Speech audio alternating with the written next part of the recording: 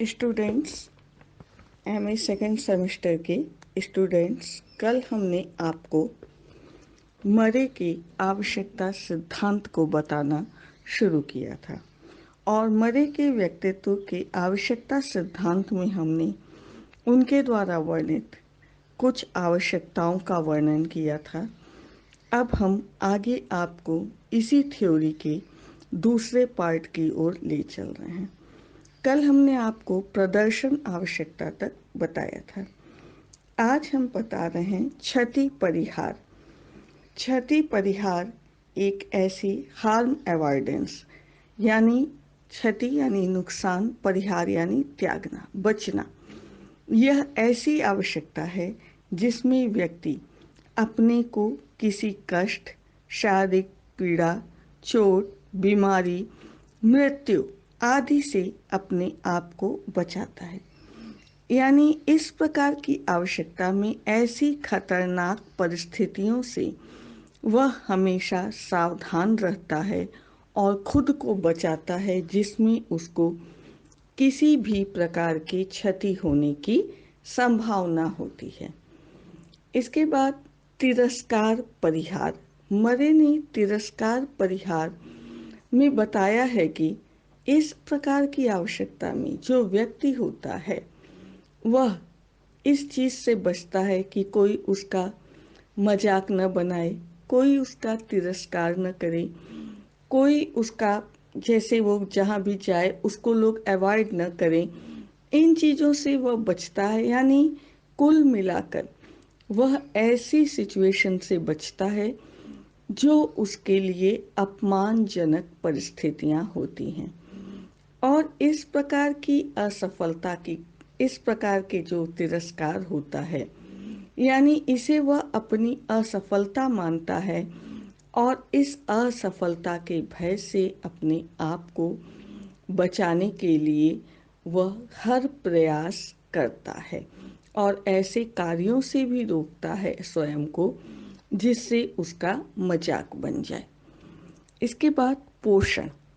पोषण एक ऐसी आवश्यकता है जिससे व्यक्ति दुर्बल, दीनहीन व्यक्तियों अथवा प्राणियों के प्रति अपनी सहानुभूति को प्रकट करता है और जो भी व्यक्ति परेशानियों में फंसे हैं उनकी सहायता करता है। यह वक्त आप जो देख रहे हैं इसमें आपको मरे की आवश्यकता पूरी तरह से चरितार्थ दिख रही है कि लोग अपनी चिंता तो करना जो है सो है ही, दूसरों की मदद के लिए किस तरह से आगे आ रहे हैं। वह जानते हैं कि उनको तकलीफ हो सकती है लेकिन इसके बावजूद दूसरों की मदद कर रहे हैं। ये पोषण आवश्यकता मरे ने बताया है कि ऐसा करने से व्यक्ति जब दूसरों की सहायता करता है तो इस प्रकार की क्रिया करने से उसे खुशी मिलती है, सुख मिलता है और दूसरों का समर्थन, सांत्वना, सुविधा आदि उसे प्राप्त होता है और इस प्रकार वह दूसरों को ऐसी फीलिंग देता भी है, समर्थन, सांत्वना, और इसको अनुभूति भी वह करता है। व्यवस्था, ऑर्डर यानी आदेश का मतलब नहीं, सिस्टमैटिकली यह वह आवश्यकता है जिसमें व्यक्ति जो है वस्तुओं को क्रम से रखकर व्यवस्थित करता है, संगठित करता है और उसे कोई चीज बिगड़ी या असंतुलित रखने अच्छी नहीं लगती है और वह साफ सफाई आदि की दृष्टि से अपनी पूरा संतुलन बनाए रखता है, स्वच्छता बनाए रखता है। विनोद की आवश्यकता, मनोरंजन की आवश्यकता, इसमें व्यक्ति जो है खुद भी प्रसन्न रहता है और दूसरों को भी प्रसन्न करता है। वो हर प्रकार की ऐसी चीजें, ऐसी गतिविधियां जिसमें उसका मनोरंजन होता है, वह स्वयं भी प्रसन्न होता है और दूसरों को भी प्रसन्न करता है। अपने आसपास की चीजों में, लोगों में, जो भी स्थल हैं उसमें जितने भी ऐसे अवसर आते हैं उसमें वह भाग भी लेता है खेल कूद, डांस, मनोरंजन, आयोजन। और कई बार ऐसा भी होता है कि वह बिना किसी उद्देश्य के भी मजाक करता है। परित्याग, परित्याग यानी त्याग देना किसी चीज को। इस आवश्यकता में जब व्यक्ति होता है तो ऐसी आवश्यकता की उपस्थिति में व्यक्ति जो है हीन वस्तुएं, गलत वस्तुएं, ऐसी वस्तुएं जो उसमें के लिए रुचिकर नहीं होती हैं, अवांछनीय चीजों, इन चीजों से दूर रहता है और उन व्यक्तियों को भी हटाता है, या एक तरह से कहिए झिड़क देता है या नीचा दिखाता है जो उसे पसंद न होते हों। इसके बाद इन्होंने बताया है संवेदिता। इस प्रकार की जो आवश्यकता होती है, इसमें व्यक्ति जो है अपने लिए सुख की वस्तुओं को ढूंढता है और इन सुख की वस्तुओं को ढूंढने और प्राप्त करने के लिए प्रयत्नशील रहता है। इसमें उसकी इंद्रिय सुख से संबंधित वस्तुएं भी होती हैं।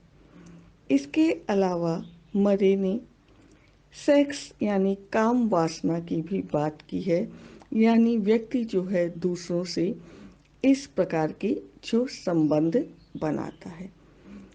परावलंबन यानी ऐसी आवश्यकता जिसके कारण व्यक्ति दूसरे व्यक्तियों को सहायता देता है, आश्रय देता है और दूसरों को सहायता आश्रय देकर अपनी परावलंबन की आवश्यकता की संतुष्टि करता है।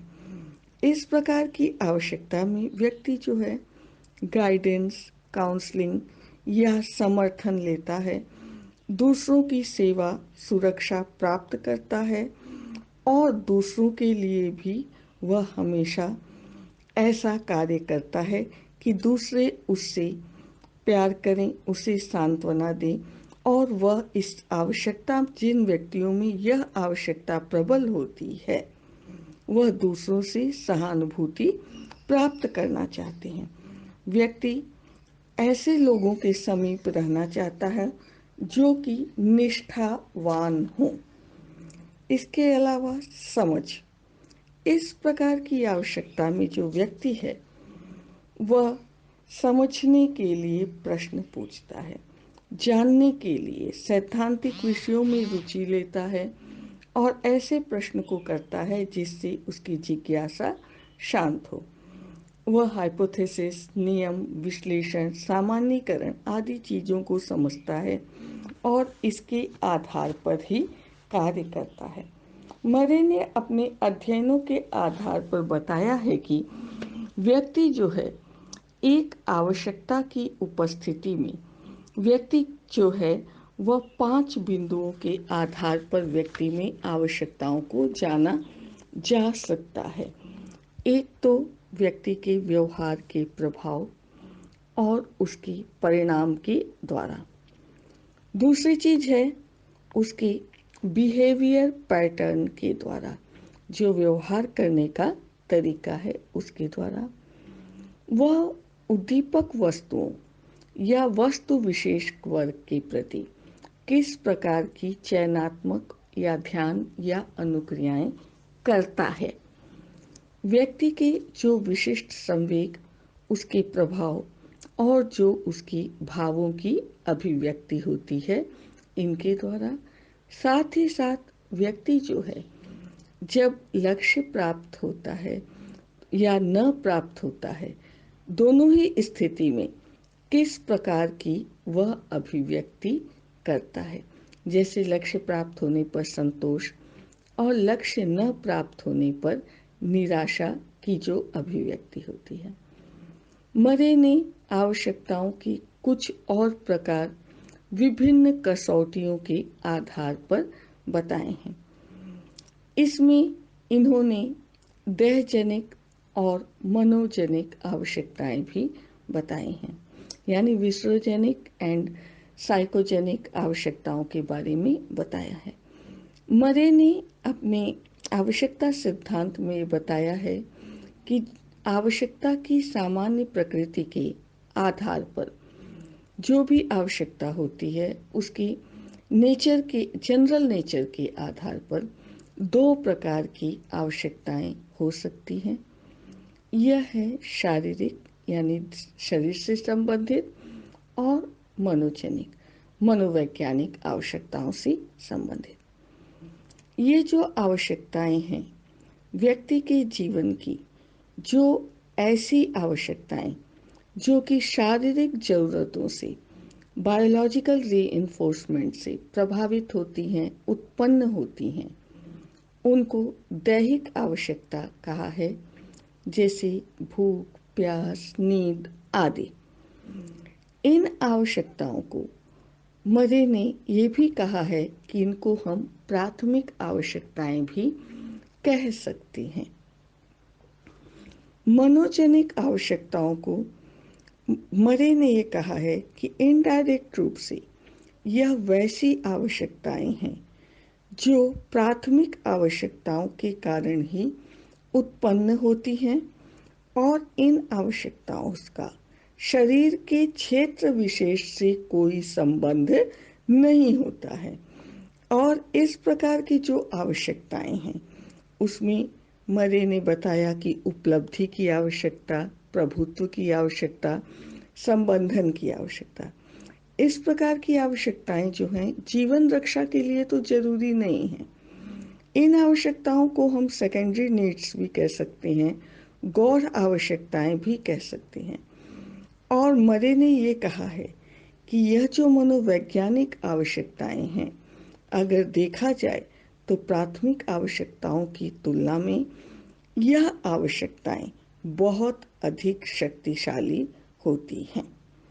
इसके अलावा मरे ने जो दूसरी कसौटी बताई है, अग्र सक्रिय और प्रतिक्रियात्मक आवश्यकता, प्रोएक्टिव एंड रिएक्टिव नीड्स। अग्र सक्रिय और प्रतिक्रियात्मक आवश्यकताओं में अग्र सक्रिय आवश्यकता ऐसी आवश्यकता है जो एक प्रकार से स्वैच्छिक स्पॉन्टेनियस नीड है। ऐसी आवश्यकता जिसकी उत्पत्ति के कारण जो व्यक्ति है वह ऐसे व्यवहार करता है, ऐसे व्यवहार करने के लिए तत्पर या स्वाभाविक रूप से सक्रिय होता है, जो कि इस प्रकार की आवश्यकता से वह उपयुक्त व्यवहार करे। माने ऐसी आवश्यकता व्यक्ति को उपयुक्त व्यवहार करने के लिए प्रेरित करती है और यह व्यक्ति के अंदर होने वाले परिवर्तनों पर इस प्रकार की आवश्यकता जो है वह निर्भर करती है। प्रतिक्रियात्मक आवश्यकता में ऐसी आवश्यकता आती है जिसकी उत्पत्ति वातावरणीय उत्तेजनाओं से होती है। यह आवश्यकताएं जो होती हैं वातावरण की ऐसी परिस्थितियों से संबंधित होती हैं जो अनएक्सेप्टेड होती हैं, जो अप्रत्याशित होती हैं। इस प्रकार की आवश्यकताएं जो होती हैं, यानी यह जो दोनों प्रकार की आवश्यकताएं जो हैं, इनकी उत्पत्ति जो है वह व्यक्ति की आंतरिक आवश्यकताओं के आधार पर भी हो सकती है। इसके अलावा जो मरे हैं उन्होंने व्यक्त और अव्यक्त आवश्यकता कसौटी भी बताई है। यह ऐसी कसौटी है जिसमें व्यक्ति के अभिव्यक्ति के तरीके के आधार पर इसे दो भागों में बांटा है। व्यक्त आवश्यकताएं ऐसी आवश्यकताएं होती हैं जो कि समाज द्वारा अनुमोदित होती हैं, यानी जिनकी अभिव्यक्ति जो व्यक्ति है वह समाज में कर सकता है। ऐसी आवश्यकताओं की अभिव्यक्ति की अनुमति समाज देता है, जैसे संबंधन की आवश्यकता, उपलब्धि की आवश्यकता आदि। और अव्यक्त आवश्यकताएं ऐसी आवश्यकताएं होती हैं जिनकी अभिव्यक्ति की अनुमति समाज में नहीं मिलती है, खुले तौर पर नहीं मिलती है। यानी हम इसको ओपन सोसाइटी में ऐसी नीड्स को हम पूरा नहीं कर सकते हैं। इस प्रकार की आवश्यकताओं में आक्रामकता की भी आवश्यकता है, जिसकी हमको अनुमति समाज नहीं देता है। इसके अलावा मरे ने नाभीय और विसरित आवश्यकताओं की भी बात की है, फोकल एंड डिफ्यूज्ड नीड्स। मरे ने वस्तुओं की संख्या, कसौटियों आदि के आधार पर दो प्रकार की आवश्यकताएं बताई हैं। फोकल नीड्स ऐसी आवश्यकताएं हैं जिसकी संतुष्टि जो है एक या कुछ वस्तुओं से होती है। जैसे कि भूख एक ऐसी आवश्यकता है जिसकी संतुष्टि किसी एक भोज्य पदार्थ से नहीं होनी कोई आवश्यक नहीं है। उसमें हम अनेक चीज़ों को शामिल कर सकते हैं। कभी फल खा लेते हैं, कभी मिठाई खा लेते हैं आदि। जबकि विस्तृत आवश्यकताएं ऐसी आवश्यकताएं होती हैं जिनकी संतुष्टि अनेक तरह के क्षेत्र की वस्तुओं से होती है। जैसे कि कोई व्यक्ति अचीवमेंट प्राप्त करना चाहता है, उपलब्धि प्राप्त करना चाहता है। अब यह उपलब्धि जो होती है वह व्यक्ति अनेक क्षेत्रों में प्राप्त कर सकता है। प्रभाव और प्रतिरूप आवश्यकता, इफेक्ट एंड मॉडल नीड्स। मरे ने लक्ष्य से संबंधित कसौटी क्राइटेरिया के आधार पर दो प्रकार की आवश्यकताएं बताई हैं, प्रभाव आवश्यकता और प्रतिरूप आवश्यकता। प्रभाव आवश्यकता उस प्रकार की आवश्यकता होती है जिसका एक निश्चित प्रभाव तुरंत दिखाई देता है, यानी इसका इफेक्ट तुरंत हमको दिखाई देता है। और ऐसी आवश्यकता व्यक्ति के सम्मुख तब होती है जब उसके सामने एक स्पष्ट लक्ष्य होता है। यानी प्रभाव आवश्यकता के लिए एक विशेष प्रकार के स्पष्ट लक्ष्य का होना आवश्यक होता है। और इस प्रकार की आवश्यकता के लिए व्यक्ति प्रयत्नशील भी होता है। जबकि प्रतिरूप आवश्यकताएं ऐसी आवश्यकता होती है जिनसे व्यक्ति अनुभव की जाने वाली संतुष्टि कुछ न कुछ मात्रा में लंबे समय तक प्राप्त करता है और इस प्रकार की संतुष्टि काफी समय तक बनी रहती है।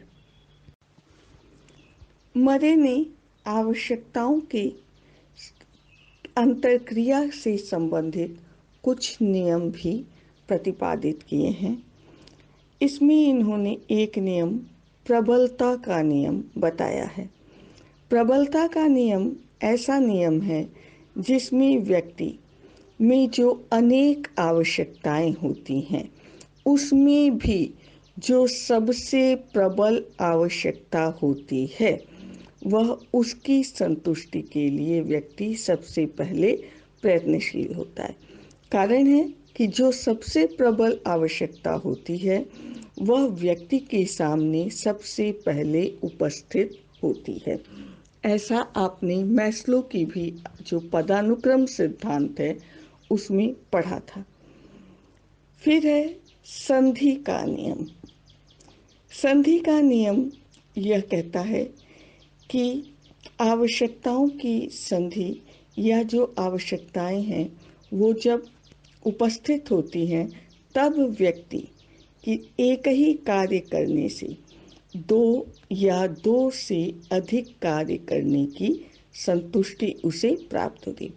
संधि यानी जोड़, मिलान, यानी व्यक्ति जब एक कार्य करे और उसे संतुष्टि जो है दो से अधिक प्रकार की मिलती है। पूरक नियम।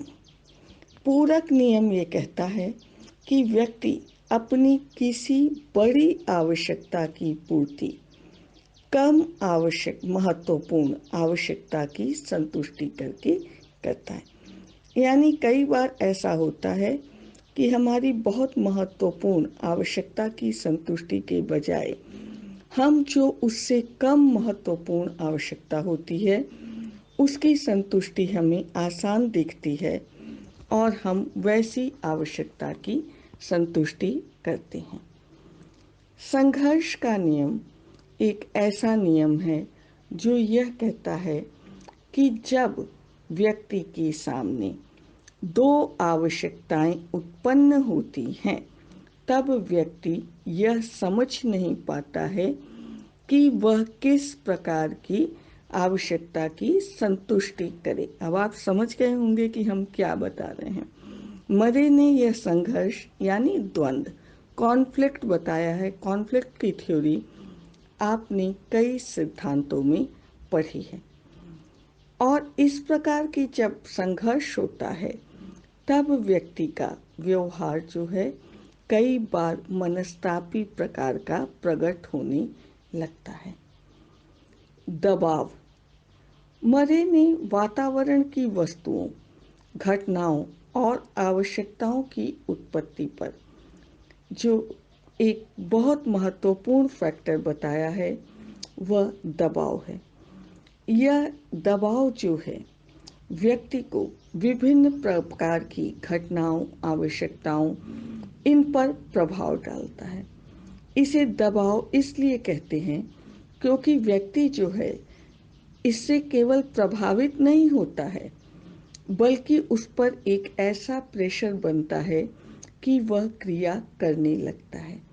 मरे ने इस संबंध में जो लिखा है उन्होंने कहा है कि दबाव वातावरण की वस्तु से संबंधित या व्यक्ति से संबंधित एक गुण है जो उसकी लक्ष्य प्राप्ति के प्रयास में सहायक होता है या बाधक भी होता है। यह जो दबाव होता है इसे मरे ने दो प्रकार का बताया है, अल्फा दबाव और बीटा दबाव, अल्फा प्रेशर और बीटा प्रेशर। अल्फा दबाव ऐसा दबाव मरे ने बताया है जो वास्तव में वातावरण में जिस रूप में पाए जाते हैं, यानी व्यक्ति उसका प्रत्यक्षीकरण उसके वास्तविक रूप में ही करता है। जबकि बीटा दबाव ऐसा दबाव होता है जिसका प्रत्यक्षीकरण व्यक्ति जो है उसके वास्तविक रूप में नहीं करता है बल्कि उससे हटकर करता है। जो सामान्य व्यक्ति है वह अल्फा दबाव को संतुलित रूप में प्रत्यक्षीकृत करता है, सहन करता है, और जो बीटा दबाव होता है वह व्यक्ति की क्रियाओं पर विशेष प्रभाव डालता है। यह दोनों प्रकार के दबाव व्यक्ति में कई बार असंतुलन उत्पन्न करते हैं और जिसके कारण उसकी क्रियाओं पर ऋणात्मक प्रभाव पड़ता है। मरे ने अनेक प्रकार के दबाव का वर्णन किया है और उनकी एक सूची भी बनाई है। थीमा। मरे के कॉन्सेप्ट में यह एक विशेष प्रत्यय है। मरे ने यह कहा है कि व्यक्ति की आवश्यकताएं, विभिन्न प्रकार की जो आवश्यकताएं होती हैं और दबाव के मध्य कुछ विशेष अंतःक्रिया होती है जिसका कि व्यक्ति के व्यवहार पर एक विशेष रूप बनता है, जिसके कारण व्यक्ति का व्यवहार एक विशेष रूप में घटित होता है और इसे ही मरे ने प्रसंग या थीमा कहा है।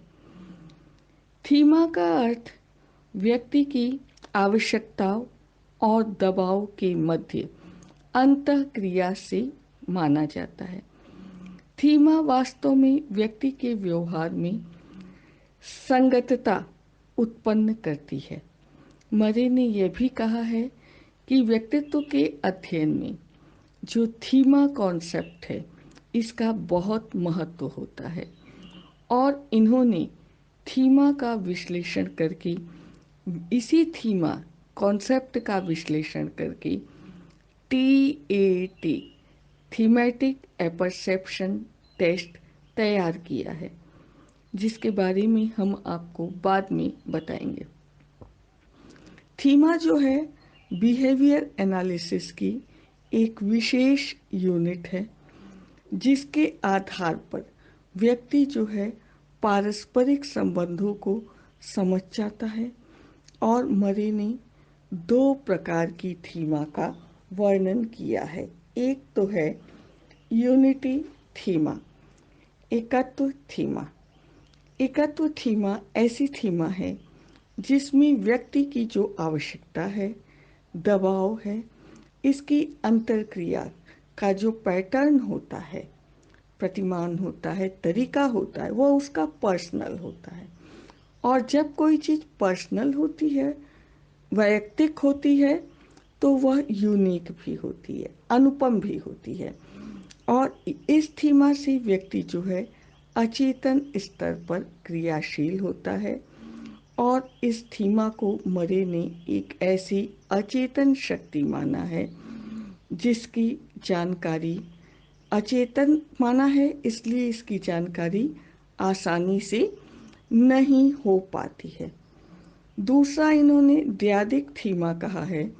यह ऐसी थीमा है जिसमें व्यक्ति की एक से अधिक आवश्यकताओं और दबावों के बीच अंतरक्रिया सम्मिलित होती है। अब जो हम आपको बताने चल रहे हैं वह मरे की जो है टेंशन रिडक्शन थ्योरी है, तनाव की कमी। मरे ने शारीरिक और मनोवैज्ञानिक तनावों की बात कही है और कहा है कि व्यक्ति जो है इस प्रकार के तनावों को कम करने का प्रयास करता है, लेकिन कोई भी व्यक्ति पूर्ण रूप से किसी भी प्रकार के तनाव से मुक्त नहीं होता है। तनाव कम होने से व्यक्ति को संतुष्टि मिलती है, और जब व्यक्ति तनाव से मुक्त हो जाता है तो एक तरह से वह तनाव रहित अवस्था में एक विशेष प्रकार की कई बार पीड़ा का भी अनुभव करता है, क्योंकि प्रत्येक मनुष्य में एक उन्नति करने की आवश्यकता होती है। और जब व्यक्ति में उन्नति करने की आवश्यकता होगी तो इससे संबंधित उसमें तनाव भी पाया जाएगा। लेकिन जब उन्नति की आवश्यकता ही नहीं होगी तो तनाव भी नहीं होगा। इसीलिए मरे ने यह बात कही है कि व्यक्ति जो है जब इस तनाव से मुक्ति पा लेता है, इस प्रकार के तनाव या पीड़ा से राहत पा लेता है, तो कई बार उसे संतोष के साथ साथ कष्ट का भी अनुभव होता है।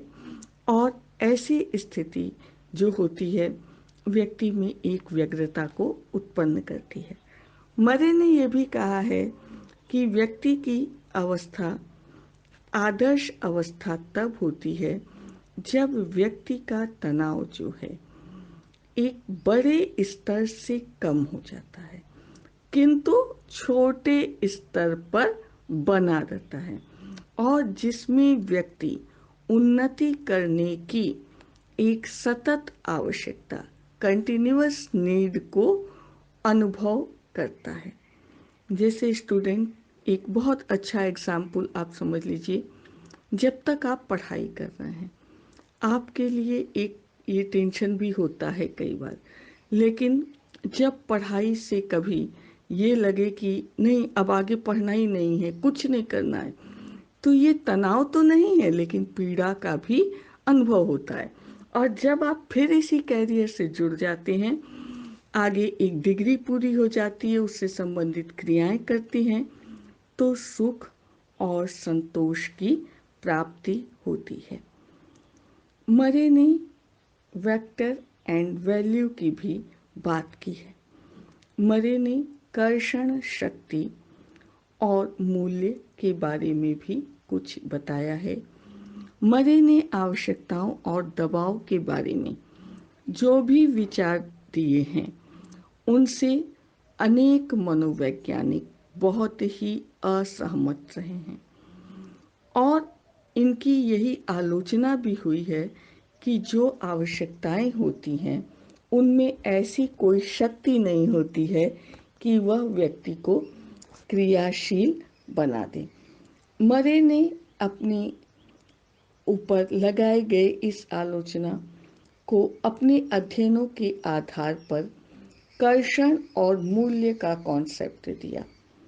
मरे का ये कहना है कि आवश्यकता से संबंधित एक कर्षण शक्ति होती है जो कि व्यक्ति के व्यवहार की दिशा को निर्धारित करती है और यह जो कर्षण शक्ति है इसकी जो वैल्यू है वह धनात्मक या ऋणात्मक किसी भी प्रकार की हो सकती है। यह प्रबल भी हो सकती है और दुर्बल भी हो सकती है।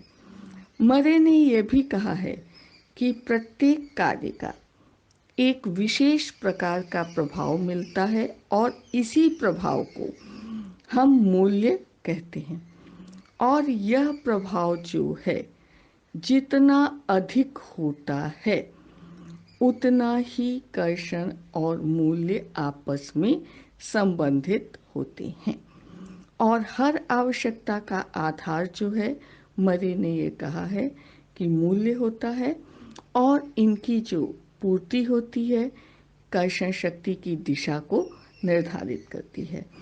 तो इसलिए मरे का ये कहना है कि ये कहा जा सकता है कि व्यक्ति की आवश्यकताओं कर्षण शक्ति और मूल्यों में बहुत ही घनिष्ठ संबंध होता है। मरे ने अपने सिद्धांत में व्यक्तित्व विकास का जो वर्णन किया है अब हम आपको वह बताने। मरे ने दीर्घकालीन उपागम के आधार पर व्यक्तित्व विकास की अवस्थाओं का वर्णन किया है और जैसा कि आपने फ्राइड के विकास की जो अवस्थाएं थीं उसको आपने पढ़ा है कि मनोलैंगिक विकास की अवस्थाएं कहा जाता है। मरे ने विकास की जो अवस्थाओं का वर्णन किया है उसमें प्रत्येक विकास की अवस्था पर इन्होंने कुछ कॉम्प्लेक्स का वर्णन किया है, यानी इन्होंने हर विकास की अवस्था पर एक मनोग्रंथि की का वर्णन किया है। इन्होंने बाल्यावस्था को 5 अवस्थाओं में बांटा है और उसके साथ ही उसमें जो सुखद अनुभूतियां होती हैं उसमें एक विशेष मनोग्रंथि के बारे में भी बताया है। पहली अवस्था इन्होंने जो बताया है वह इन्होंने निर्जन मनोग्रंथि की बताई है। यह अवस्था ऐसी अवस्था है जिसमें जन्म से पूर्व की अनुभूतियाँ या जो गर्भकालीन अनुभूतियाँ होती हैं वह होती हैं। गर्भकालीन अनुभूतियाँ क्या होंगी कि जिस तरह से गर्भ में शिशु जो होता है वह माँ के गर्भ में अपने को सुरक्षित महसूस करता है, वैसे ही बच्चा जो है जन्मोपरांत भी उसमें उसी तरह गर्भ में रहने की इच्छा होती है और इस प्रकार की अवस्था में जब वह बाहर रहता है तो उसे गिरने का, असुरक्षित होने का अनेक प्रकार के भय होते हैं।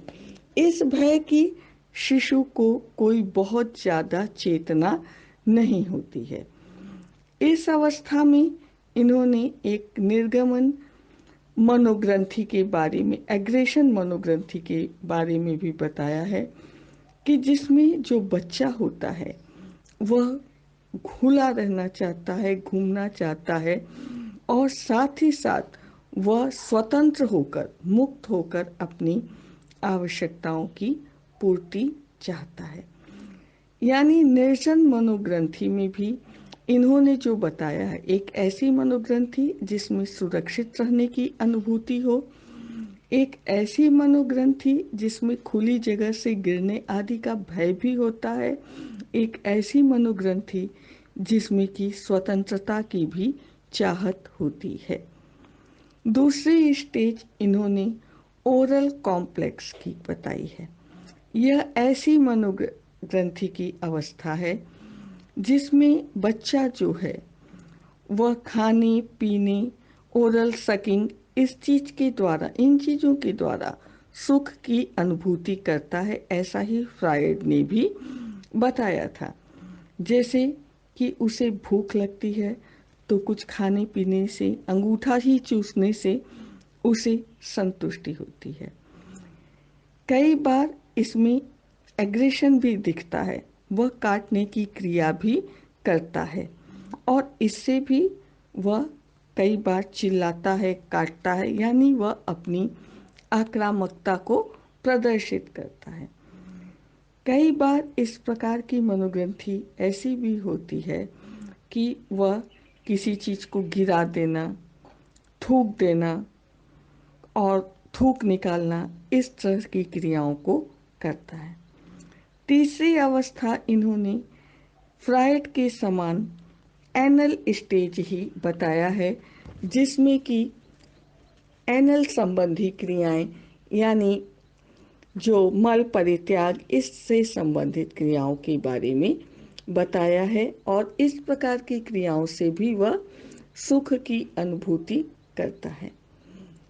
चौथी अवस्था इन्होंने बताई है यूरेथ्रल मनोग्रंथि की, यानी इस प्रकार की मनोग्रंथि में जो बच्चा है वह कहीं भी बाथरूम कर देता है और इस तरह से वह एक तरह से अपने आप को अभिव्यक्त करता है। या इसको हम ये भी कह सकते हैं कि जब यह मनोग्रंथि सही रूप में विकसित होती है तो उच्च आकांक्षाओं का विकास होता है या कई बार इसके द्वारा विकृत ज्ञान उत्पन्न होता है। जो पांचवी अवस्था मरी ने बताई है वह एक तरह से इसका वर्णन भी फ्रायड ने किया है, यानी जो भी मरे ने अवस्थाओं का वर्णन किया है वह काफ़ी कुछ फ्रायड के विचारों जैसा ही है। बस कहीं कहीं इन्होंने फ्रायड के विचारों से असहमति बताई है। यानी इस जो पांचवी अवस्था कैस्ट्रेशन की जो अवस्था है, कैस्ट्रेशन कॉम्प्लेक्स है, इसमें यह फ्रायड के विचारों से बहुत सहमत नहीं है। इसमें बालक जब अनैतिक क्रियाएं करता है तब उसमें दंड का भय होता है और मरे का ये कहना है कि यह जो 5 अवस्थाएं हैं इनसे प्रत्येक व्यक्ति जो है वह गुजरता है और प्रत्येक अवस्था से गुजरने के कारण उसमें विभिन्न अवस्थाओं पर विशेष प्रकार की मनोग्रंथियां विकसित होती हैं और इन मनोग्रंथियों का वह समाधान करते हुए ही आगे मैच्योर्ड सिचुएशन या परिपक्वता की स्थिति को प्राप्त करता है। इस प्रकार मरे ने विकास की जो 5 अवस्थाएं बताई हैं उनमें उत्पन्न होने वाली मनोग्रंथियां और उन मनोग्रंथियों के समाधान के आधार पर ही व्यक्तित्व विकास का वर्णन मरे ने किया है।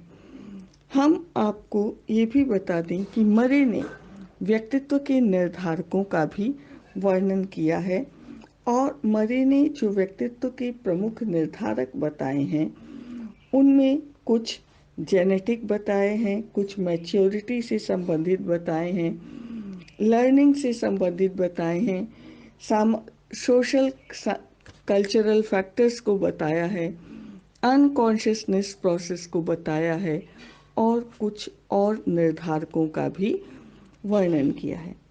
मरे के सिद्धांत को बताते समय ही हमने आपको ये बताया है कि आगे चलकर हम आपको इनकी TAT जो इन्होंने टेस्ट डेवलप किया है, थीमेटिक अपरसेप्शन टेस्ट, उसके बारे में भी हम आपको बताएंगे और साथ ही साथ हम इनके सिद्धांत का मूल्यांकन भी करेंगे।